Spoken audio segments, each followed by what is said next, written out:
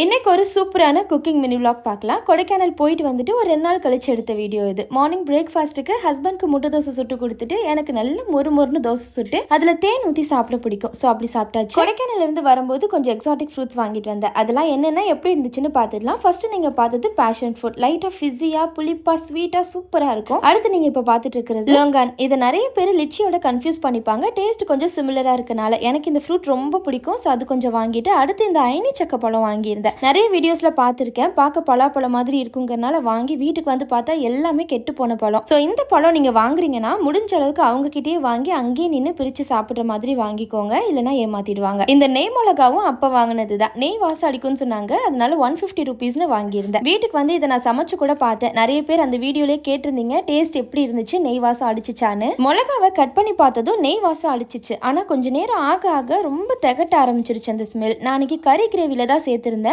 ரொம்ப ஓவர் பவரிங்காக இருந்துச்சு. அதோட ஃப்ளேவர் எல்லாத்தையுமே டாமினேட் பண்ணுற மாதிரி. எனக்கு அந்த ஃப்ளேவர் அவ்வளோ பிடிக்கல, ரொம்ப திகட்ட ஆரம்பிச்சிடுச்சு. நிறைய பேர் இப்படி சமைச்சு பாருங்க நல்லா இருக்கும்னு ரெசிபிலாம் ஷேர் பண்ணியிருந்தீங்க. ஆனால் திருப்பி அதை எடுத்து சமைக்கலாமான்னு யோசிச்சு நான் அதை பத்திரமா ஃப்ரிட்ஜ்லேயே வச்சிருக்கேன். ஆனால் கண்டிப்பாக இன்னொரு ரெசிபி ட்ரை பண்ணி பார்க்குறேன் எப்படி இருக்குன்னு. மேபி சிலருக்கு பிடிக்கலாம், எனக்கு அவ்வளோ பிடிக்கல. அன்னைக்கு லஞ்ச் ரொம்ப சிம்பிள் தான். ட்ராவல் பண்ணிட்டு வந்தனால ரொம்ப ஹெவியாலாம் சாப்பிட தோணலை. சிம்பிளாக கர்ட் ரைஸ் பண்ணிட்டு கூட எக் புர்ஜி பண்ணியிருந்தேன். சூப்பராக இருந்துச்சு. கூட ஃப்ரூட்ஸ் அண்ட் ஜூஸ் எடுத்துக்கிட்டோம். வீடியோ பிடிச்சிருந்தா shares dining like and subscribe பண்ணிக்கோங்க. பாய்.